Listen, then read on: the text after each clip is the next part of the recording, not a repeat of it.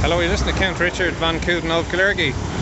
Today is Saturday the 29th of August, just outside Fake News HQ RTE here, and it's a pretty nice gathering there of people, and one disapproving member of the audience there driving by, so there's plenty of people there up onto the steps and across. It's great there. Fake news. Interesting enough, the 26th of August there in Berlin, they passed a law that suspended freedom of assembly, first time since the Second World War, and thankfully today that ban has now actually been overturned. So they expect in the region of 2 weeks ago 1.2 million people showed up. Imagine that, 1.2 million. And on last Saturday 2 weeks ago, and RTE said 20,000 people showed up. So it'll be very interesting to see. Even the one outside the Custom House, RTE went from 500 on their teletext page to hundreds, and by all accounts there was possibly up to between 4,000 and 5,000 people were actually there.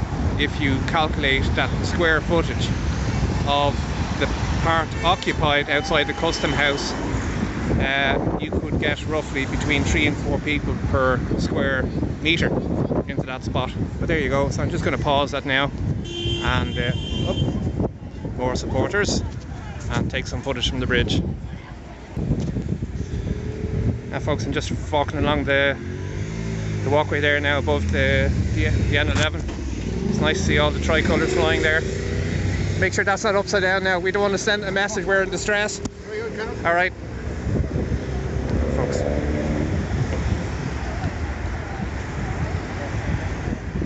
Alrighty folks.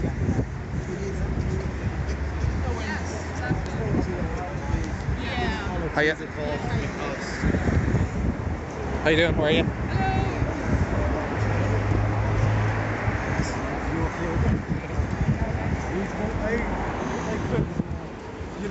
How you doing, man? Good to see you. Nice to see you. Great view, huh? Great.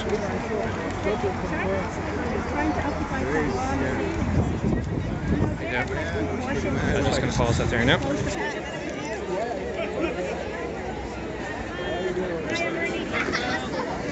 Oops, there's Niall there. Good for him.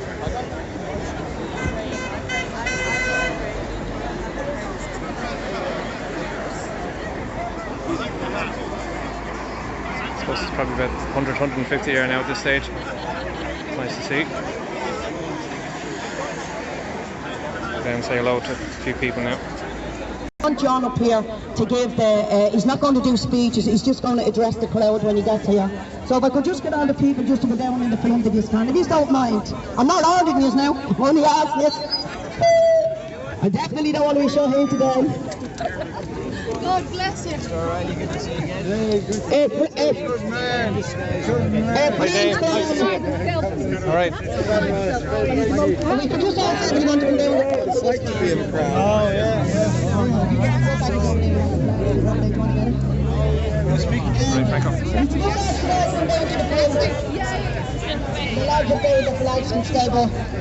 Because I'm going to ask, John is going to be here, this is why I asked you all to stand in the front, because John is going to be here and John is going to address us from the crowd. There's not going to be any long speeches, because the time, people, for speeches is over. And the reason the time for speeches is over is because we're running out of time.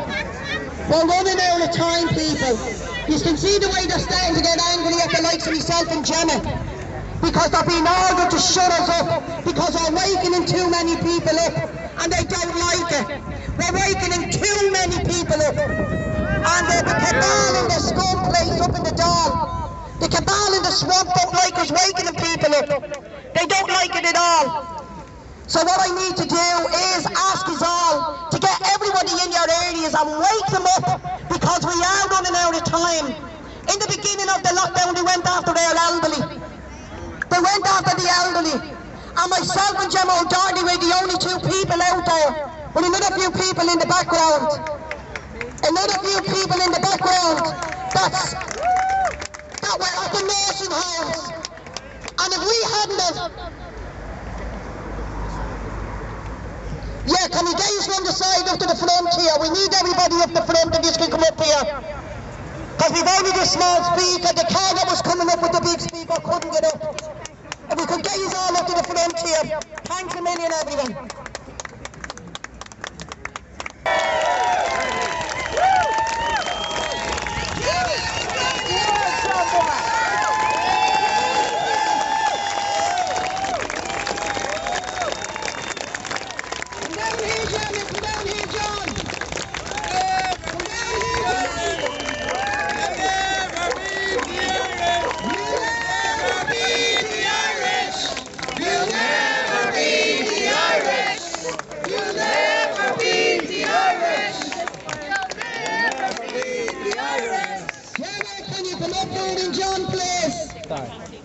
John, can you come up here? What I told you is John Waters is going to address us.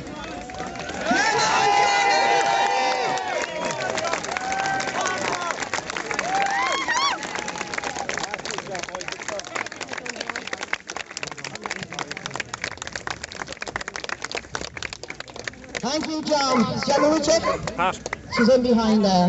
But like I said just today, there's not going to be mad, long speeches. Cathy. Because the time for big, long speeches has run out. And Ireland people, Ireland is in trouble. We're in big trouble, very big trouble. And I don't think half of you, even that's standing here, realise exactly how much trouble we're in.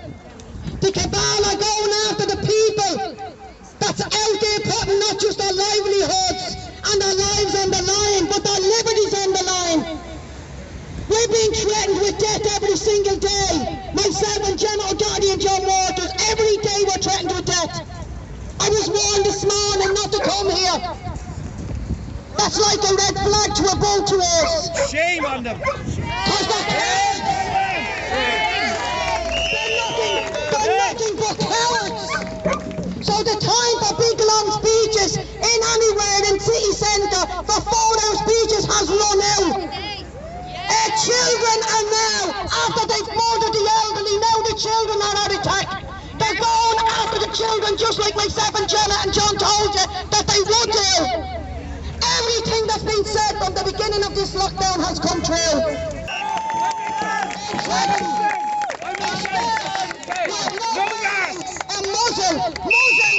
Muzzles on your face are for wild animals, not for human beings. I'm exempt.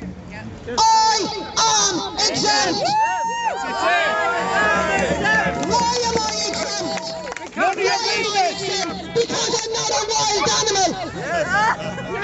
So I'm now going to ask you people before I hand you over to him, please do everything 24 hours a day before they bring in this next unjust lockdown, because they are doing their best to do another lockdown, and I beg every one of you, do not comply. I'm now going to pass you over. I'm now going to pass you over because I said there's not going to be any long speeches here today. I'm now going to pass you over to John Waters. A big hand please for John Waters.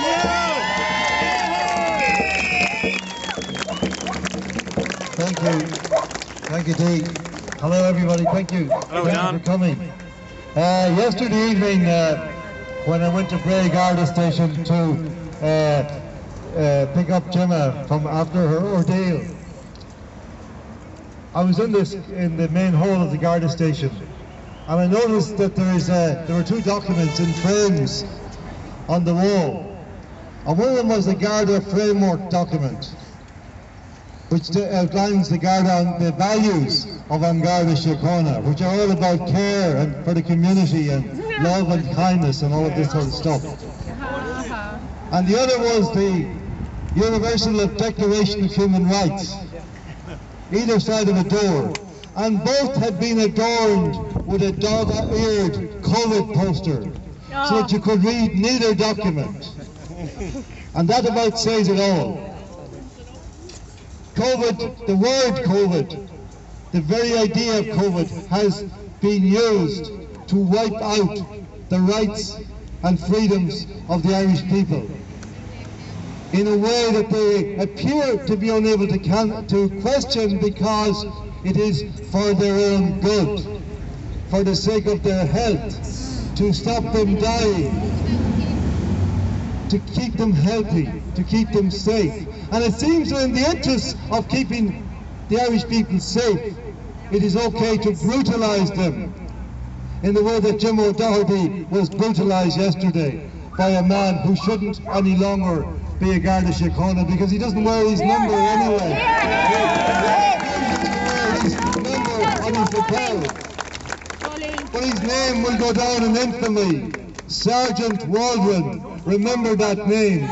He is the face. He is the face of the thuggery that has descended upon the world in the guise of healthcare under COVID-19. Ladies and gentlemen, I want to tell you a fairy story, and this is kind of an appropriate place to tell you a fairy story, but I won't say why. This is, once upon a time, there was a truth factory that lay on the outskirts of a great city. And in that factory, the truth was created and dispersed to the population, to the people. It was sent out on a beautiful mask, like an Irish Eiffel Tower, out to the people. And when I was a young journalist in Dublin, for many years I came to this truth factory, not to become famous, not to have arguments with other so-called famous people, but in order to create discussions that the people might hear them and be informed and allowed to think about the shape of their society. But something has happened to the truth factory.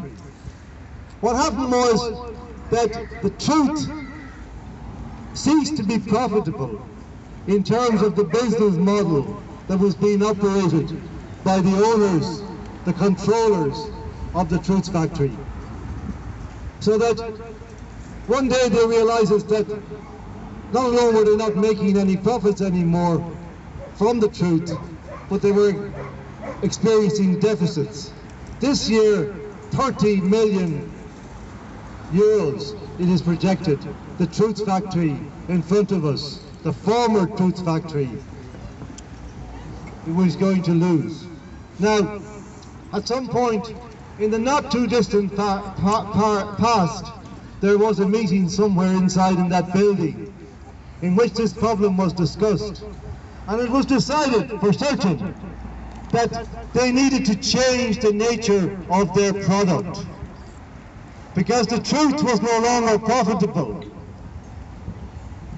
and they decided on a course of action. That they had a new customer, which was not the Irish people seeking truth. It was the government of Ireland seeking to peddle its lies. And so, my friends, very sadly, the truth factory became a lie factory. It became an industrial producer of lies, which turned on the Irish people and sought to terrorize them. For the last 6 months, this institution here and the people who work in it, and they're all to blame because nobody has spoken out. It's all very well saying they're innocent people who are just doing their jobs, but unless they stand up and say, "Not me," then they are equally to blame. Yes, yes, and nobody in this institution has stood up to say what we are telling you is lies.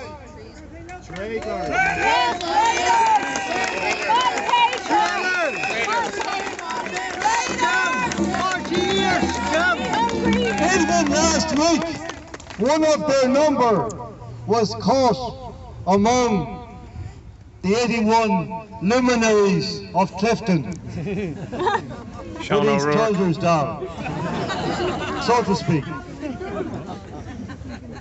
The trousers of his hazmat suit, I mean, of course. And when he was asked to explain himself, He did not say what was in his heart, which was very simple. The reason I was there, the reason I played golf, the reason I ate my dinner, the reason I had fun with all those guys that I was with, was that I was not afraid. Yes. Because there was nothing to fear. Yes. Because I knew there was nothing to fear. Yes. Because I knew that we had been telling lies for the previous 5 months. Yes. And this is my opportunity to say now, please, to the Irish people, forgive me. I needed to pay my bills. I regret it. But instead he grovelled. He beat his breast. He confessed about the terrible crime he had committed in Clifton of eating a dinner, which cost even more than 9 lives. You sheep! You weak sheep! You weak sheep! You weak sheep! Weak! And so,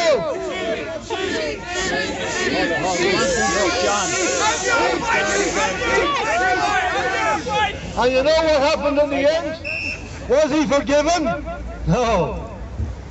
Was he given a pat on the back and said, thank you for your frankness, thank you for your witness? No, no, no. What happened to this individual was the same thing that happened in at the end of all the show trials in the Soviet Union. When the person who was required to confess his sins was dragged before the public, and he beat his breast and he confessed his sins, and he paid tribute to the integrity and truthfulness of the party.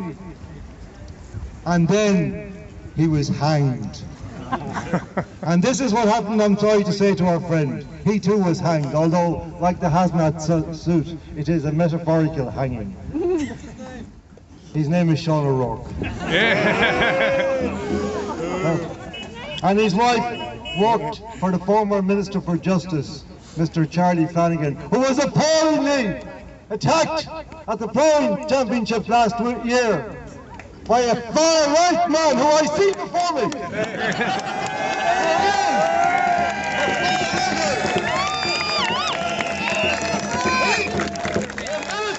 The Minister for Justice was asked a hard question, which he had never before experienced in his life, in public life in Ireland, because his husband worked in RTE. That's how it works, my friends. That's how it works. In all these little involuted connections, we are all on the same side. We are all together in this, as they say. Together for yes, together for no, together for maybe, together for whatever.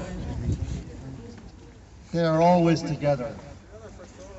But we are together too. And we are together for the truth now.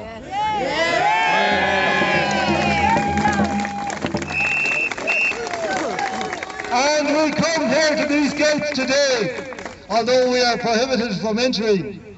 We come here as owners of this property.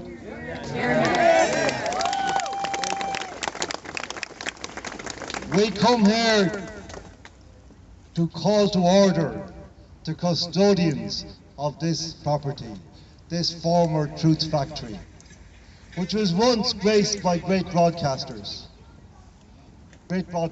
people like Kevin O'Kelly, Donald Dooling, lots and lots of people who gave great joy to the Irish people, but also gave the truth. Kevin O'Kelly went to jail for the truth 50 years ago. Like Jim O'Doherty yesterday, he was locked up for the truth.